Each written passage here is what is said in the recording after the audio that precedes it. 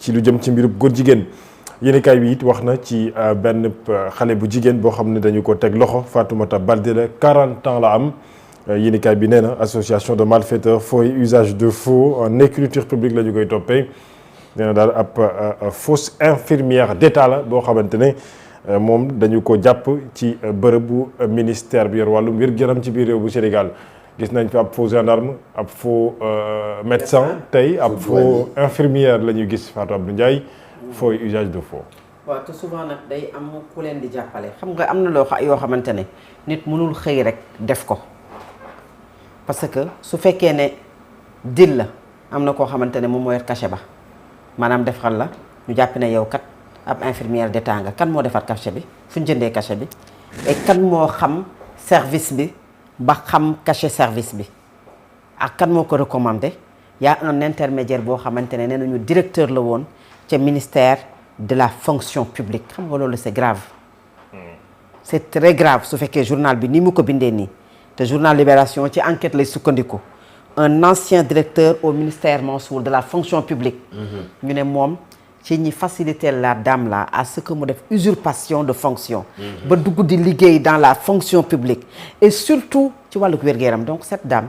n'a aucune qualification en ce qui concerne la santé suñu métier bi ku mu neex nga xëy suba teel toog di wax mën na la wax rek am ñoo xamante ne boo waxee ñu ne la li nga wax baax na faral fenn yàlla booy défendre kenn nag chaque jour nga gis ñu topp la métier mu taskatu xabaar waaye métier mu faj nga xamante ne tu dois faire des études xam naka la ñuy faje métier yi ñu accepté pour nga apprendre ko sur le tas loolu bokk ci journalisme bi tu peux apprendre le métier sur le tas tu peux ne pas faire une formation en journalisme tu peux fréquenter des rédactions nga gën a aay ki jàng génn ak diplôme am l'ère des chroniqueurs est là il y a du bien du positif comme également du négatif am ñoo xamante ne mais ce sont d'excellents chroniqueurs te pourtant jaanuñ ci école de formation en journalisme yi am na ci ñoo xamante ne sax da nga naan mais ñii xëy na pour ñu bind seen tur mais quand il explique loolu yàlla moo leen ko defal ñu am fu ñu waxee nit ñi dégg leen ñu koy argumenter mu am une cohérence mais métier faj ñu ne quelqu'un boo xamante ne Mansour da nga war a xool nit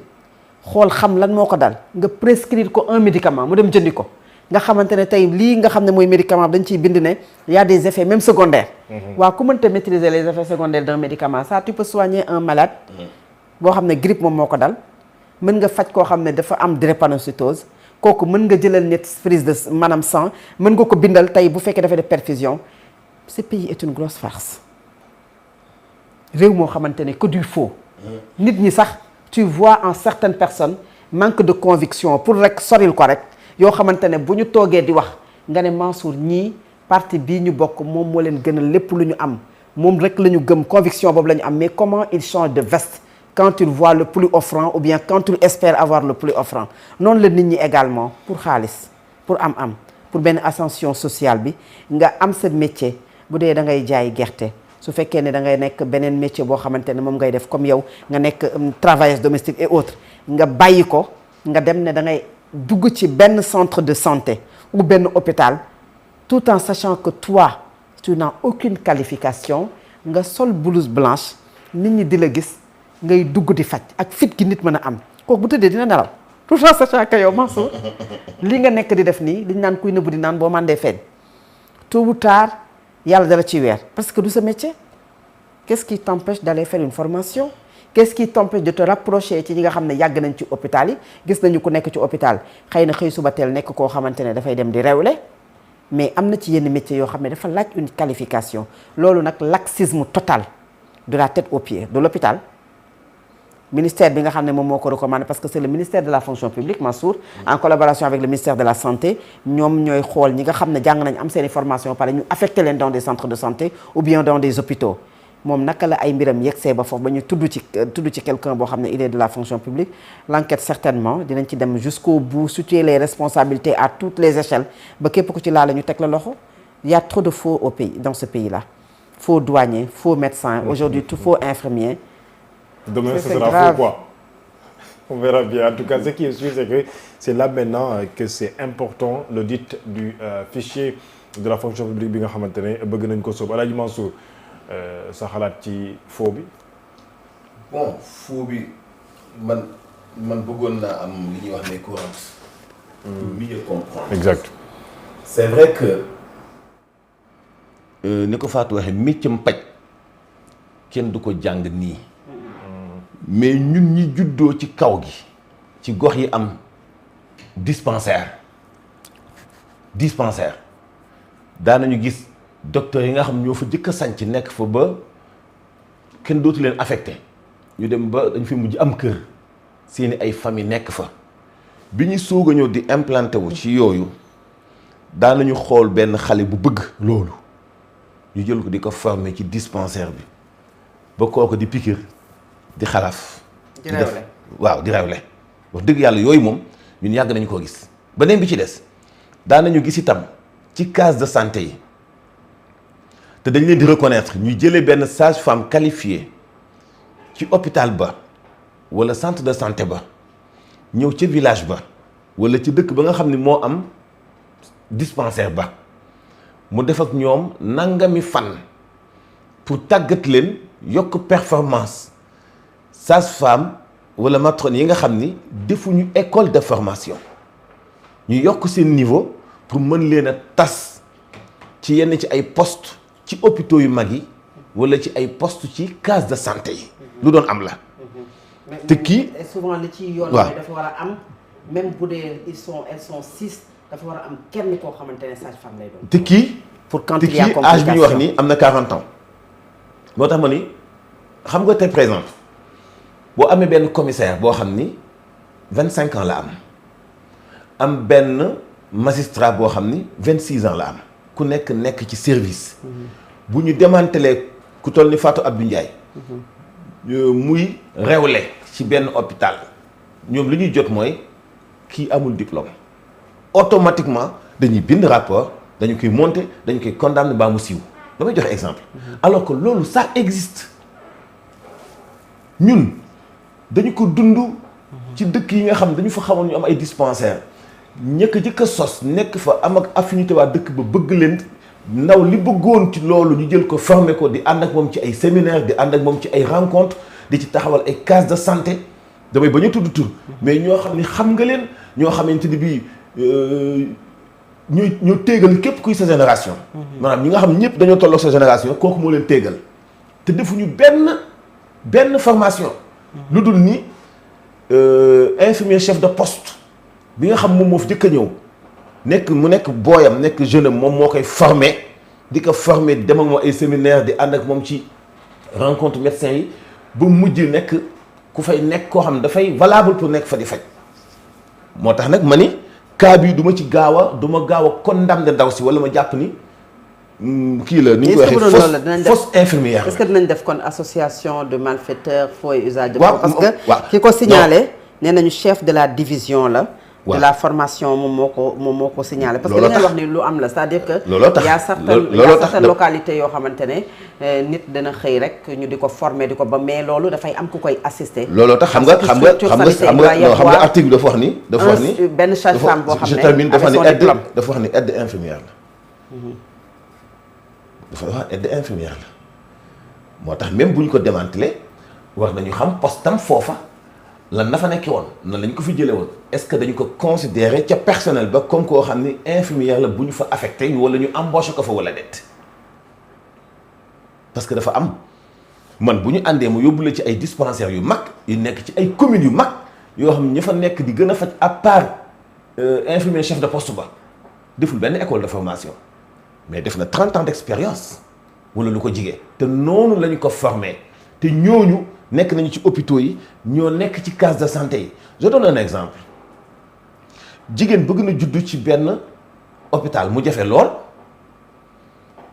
ba nga xam ne dañu ko wax césarienne benn matrone wala sage-femme boo xam ne deful benn formation benn mère séeréer la mais dafa ñëw ni jëkkër ji tikkil sa ceinture mu tekki ceinture bi mu daal ñu génn leen may ma ñu génn may ko 3 minutes xale bi yuuxu mais kooku hôpital daf ko reconnaître et pourtant daf benn formation mais dafa bokk ci personnel bi loolu moo tax boo demee ci centre pas santé poste de santé yi dafa am personnel bu bootuwul ci ministère bi dañu bootu ci personnelu hôpital bi poste de santé bi nga xam moo leen jël en charge reconnaître leen ñii nekk ci pharmacie bi ñii nekk aide infirmière ñii nekk ci fi ñuy amee doom moo tax ma ni dossier bi donte woon ndaw si dañ ko démantelé dañu wax ni benn chef division xaw ma moom moo ko feeñal bokk ci ministère mais man bëgg naa xam ndaw si ban poste la nekkee woon ci hôpital ba est-ce que dafa am affectation est-ce que dañu ko embauché mu nekk carrément ci base de données personnelles du ministère de la santé wala det et lii ma lay wax nii dafay échapper mun na daal tombé ci loxoy commissaire bu amul expérience boobu mun na tombé ci loxoy toppekat bu amul expérience boobu comme mun na tombé ci loxo journaliste bu bind article te amul expérience boobu mais bien sûr je pense que ne li Mansour wax loolu lu am la on voit dans certaines localités ñoo xamante ne même fii ici à Dakar da nga daan gis koo xam ne Gaspard Camara gi ay jamono ça il y a plus de 15 ans 10 ans koo xam ne da nga daan dëkk ak moom ci koñ bi ñun la léegi de moom mooy rewle Gaspard Camara peut-être qu'elle l'a appris sur le tard dem ba mën ko parce que xam nga rewle mooy loo xamante ne sunu maam yi dañ daan rewle da nga daan nekk jigéen war a mucc ci biir kër gi amaana yow doo am carte de visite xam nga léegi la loolu xew nga daal di am 4 mois 6 mois ñu la demal xooli échographie ndax góor ak jigéen nga am bu yàgg ba amul woon daan nga gis koo xamante ne dina ëmb ba ni muy wasinee du dem defi visite moom du xam ban bés la war a am léegi la baare xew mais da nga daan nekk ci kër nga gis kuy mucc ñu ne maam ji daal ne indi leen sër ñu indi sër ñu fexee defar ñu daal di génnee doom ji kooku elle n'a la appris fenn gis nga sax ku amee doom ci mbedd di génn sentir que ne xëy na mu ngi génne mi ngi loolu mu xam ne mattam mi ngi waaj a ñor muy daw faf doom ja génn kan mooy sauvé ki nga xamante ne mag la am expérience léegi nag loolu demoon na ba ci ay jamono ñenn ñi dañoo tàmm di def loolu ba mujj gi comme ni mu ko waxee ci ay gox yu bari ñu def leen ñoo xamante ne xëy na dañuy rewle mais structure de santé yi dañoo am droit ak devoir maanaam même su fekkee dañoo am ñoo xamante ne dañ leen a jël sur le tas dafa war a am benn sage-femme boo xamante ne moom mooy superviser maanaam Mansour kooku mooy nekk koo xamante ne moom mooy saytu parce que bakkan dafa doy waar te il y a complication autant ñu daan réussir ñooñu di am doom mais autant parfois également duñ ko réussir te am na ci loo xamante ne manque de formation la ak loo ci xarañ loo jàngul mënoo ko tari am na ci loo xamante ne xale ba nu muy juddoo peut-être ca na muy ñëwee yow xamee woo noonu wala formé wuñ la noonu li nga xam kese moom mooy rewle amaana noo xam ne na nga war a daggee le cordon ombilical am na loo xam ne la nga war a bàyyi ci biir bi ça a amené de complications fii nag xam nga lu tax mu nekk responsable bu weesoo cas bi mooy on a tellement de petites sœurs et de petits frères et même de grands frères et petites grandes sœurs yu jàng am seen ay diplômes Sénégal Mansour école de formation en santé yi kenn xamul ni mu toll. da ngay gis koo xamante ne dafay jàng def formation wam génn depuis ay 2014 2015 2018 mais jusqu'à présent kenn du ko yóbbu fenn pour mu xëy. te du am benn yóbbu la ay stage te du am te gis yóbbu la nga stage këyit mooy kenn xam-xam. du am ça c'est benn vrai expérience dañ la war a permettre nga dem def la pratique. mais soo demee bay jël koo xamante ne moom dafa ñëw noonu rek ñu jël ko mu dem bu fekk cas bi moom journal bi dafa leer nee nag kii association de malfaiteurs faux et usage de faux et faux en écriture la ñu ko jàppee mais ñi nga xamante ne dañ koy apprendre noonu rek bu ñu demee bay jël koo xamante ne da ko jël sur le tas alors que nit ñee ngi fi jàng am diplôme li ñu doon wax sànq sur la méritocratie war a dem defi pratique duñ leen jël ñaata nit ñoom ñooy xaar fonction publique def li nga xam ne moom mooy recrutement ñu dugal leen fonction publique pour que ñu dem ci nos centres de santé combien de centres de santé aujourd'hui manquent de médecins d'infirmiers de sages-femmes dans les zones les plus reculées du Sénégal et pourtant dañoo war a jël ñi nga xam ne ñoom ñoo jàng ñu dugal leen foofu mais jëluñu leen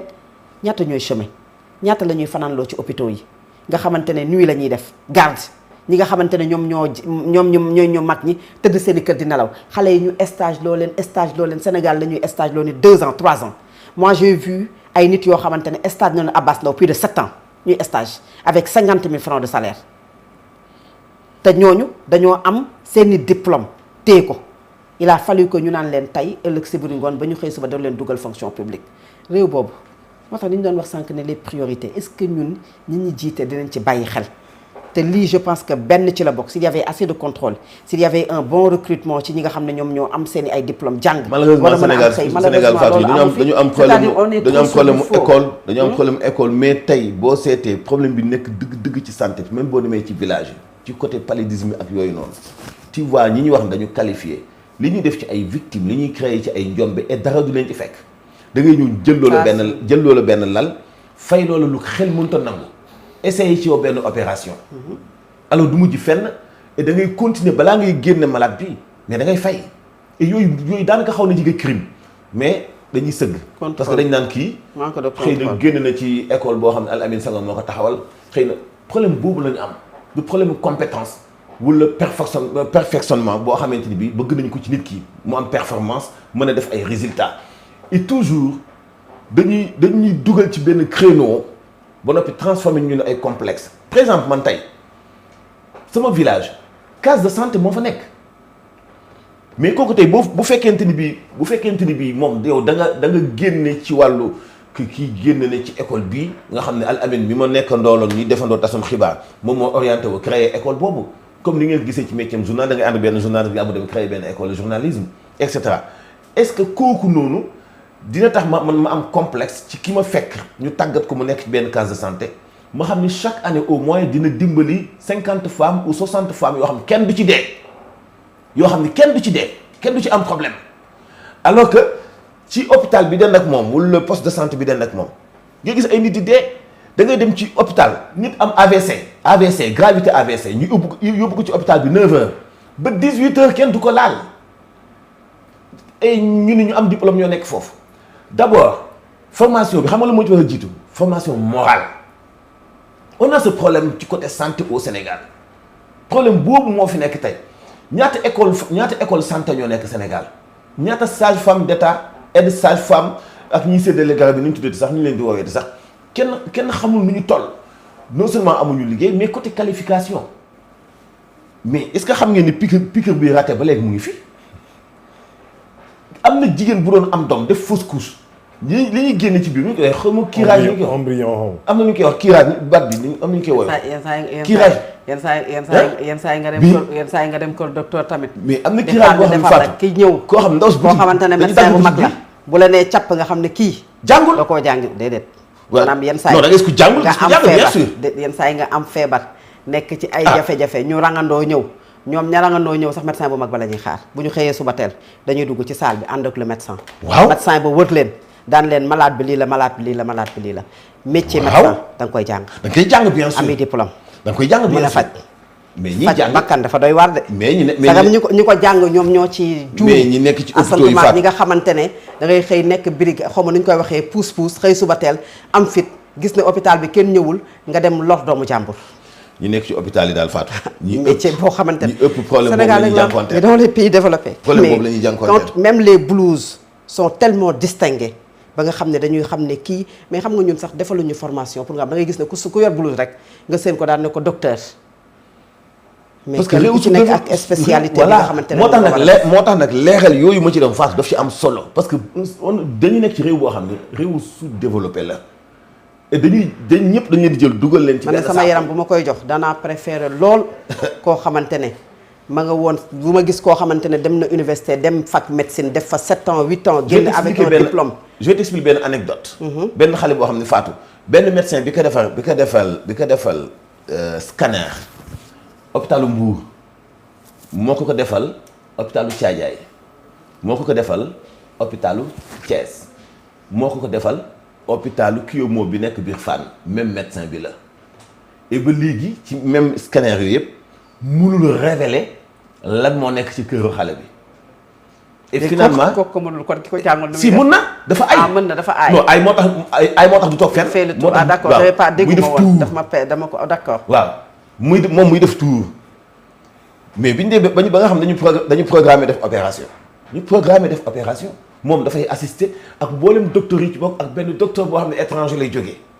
après ñu def benn réunion boo xamante ni bii parent bi dafay teew ñëpp teew pour ñu programmer opération bi mais bi ñu xamee bi ñu ne dañu kii ñu ne ñu kii papa ji la nañu def ndànk ci moom c'est-à-dire que mooy dañu doon tâtonner ci xale bi mais papa ji il a quelqu'un peut-être ñu jël recul te ñu ay ñëpp ay ngandi docteur lañu tâtonnement yooyu itam doo ko wax dañ koy noppi te ñooñu nga xam dañu aay ba nga xam ne tey ña nga Diourbel tey ña nga Ziguinchor tey ñu ngi fii ak benn tubaab bu jóge bitim réew mais ci pandoo ja xoolal dañ kii doomu Al Amine la def nañ ci ndànk de Al Amine finalement day woote di woote amul réponse ñun ko on laisse tomber. ils sont très bons seen métier li tax mu ingrat mais un excellent médecin mooy tiim nit kooku faatu. mu juum ci def ci erreur. c'est ça bakkan moo gën a garaaw ñoom rek ñoom métier boo xamante ne c'est un métier à risque. li nga réussir du feeñ mais ki faatu moom mooy feeñ et pourtant ils réussissent d'excellents médecins d'infirmiers et de sages-femmes mais métier rawatina faj lu ñuy jàng la. loolu métier yëpp kay. bakkan dafa fort de. métier yëpp dañuy jàng la. mbay sax dañu koy jàng mbay. waaw mag ñi dañuy xool suuf rek xam ne. élevage élevage bi tax sax boo ci duggee te xamoo ko. bien sûr doo ci génn c'est ça. loolu dëgg. c'est ça jërëjëf merci beaucoup El Hadj Mansour Fatou Abdou Ndiaye. jaajëf merci. di nuyuwaat bu baax ñëpp ñi nga xamante ne ñu ngi ñuy seetaan te di ñu bàyyi xel.